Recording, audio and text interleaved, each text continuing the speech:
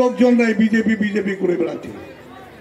তো তাই আমি আপনাদেরকে বলছি যে আজকে নিয়মিতদেরকে তাড়াচ্ছে, আজকে ডিটেনশন ক্যাম্প করেছে আসামে, প্রায় 6,000-এর মতন হিন্দু ভাইকে আটকায় রেখেছে, ওদের কোনো ডকুমেন্ট নাই।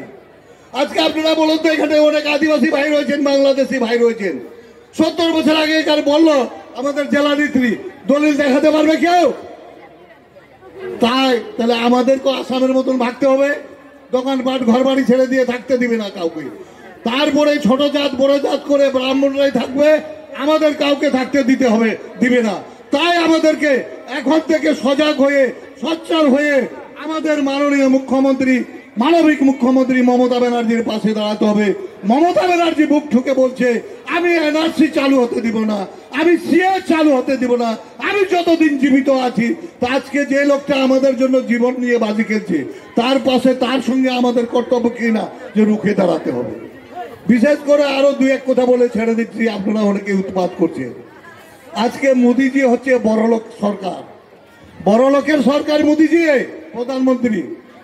কারণ আপনারা দেখেছেন আদবানি এদের যে কয়েকটা গোষ্ঠী রয়েছে 14 লাখ কোটি টাকা সুদ মাফ করেছে, 14 লাখ কোটি।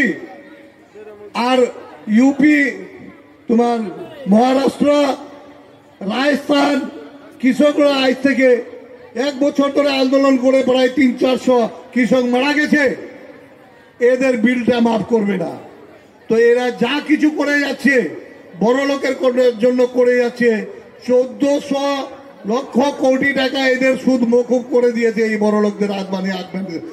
আদবানি যা লোন ছিল, আমাদের কৃষকরা মরে যাচ্ছে, 700 কৃষক মরেছে, তাদের কোনো ঋণ মকুব করতে পারেনি, তাদের কোনো ন্যায্য ফসলের ন্যায্য মূল্য দিতে পারেনি এই মোদী সরকার।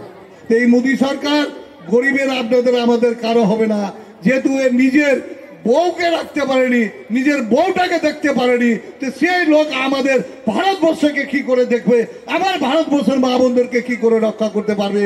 এটা সবাই মনে রাখবেন। আগামী দিন এরা শোষণ করার জন্য আসতেছে, ভারতবর্ষটাকে শেষ করার জন্য আসতেছে। কিছুক্ষণ আগে কে যেন বলছিল ভাই বক্তব্যের মাধ্যমে জিএসটি নিয়ে, আজকে যে কোনো জিনিসের জিএসটি আমরা গ্রামের লোক বুঝতে পারি না। ট্যাক্স আদায় করে, যেমন চৌকিদাররা আমাদের মালপত্রের জিনিসের পঞ্চায়েত থেকে ট্যাক্স আদায় করে, তো সেই ধরনের মোদিজি ট্যাক্স আদায় করছে আপনার চাল, ধান, নুন, লবণ, মরিচ, পেঁয়াজ, এমনকি যে শ্মশানের কাপড়টা পর্যন্ত, লাশের কাপড়টা পর্যন্ত ট্যাক্স নিচ্ছে।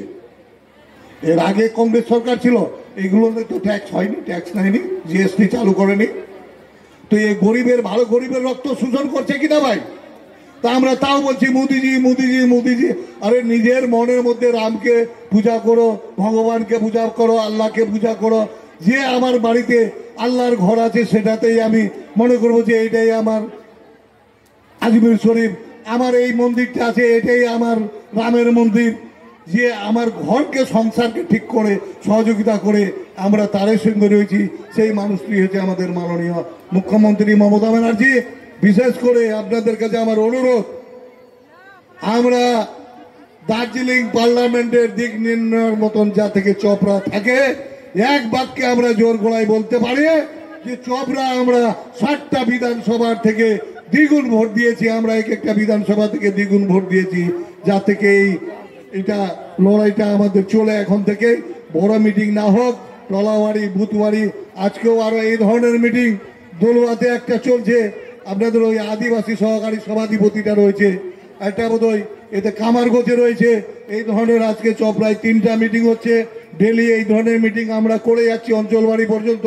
কিন্তু আমাদের সেক্টর যেগুলো অঞ্চলে দায়িত্ব রয়েছে, আপনারা মনে রাখবেন যে মেম্বারের ভোট ডাউন যাবে, তারপরে ওই মেম্বার থাকতে পারবে কি না পারবে, ওই মেম্বারকে মাইনাস করে দিয়ে কিন্তু আমরা নেতাদের দিয়ে কাজ করাবো।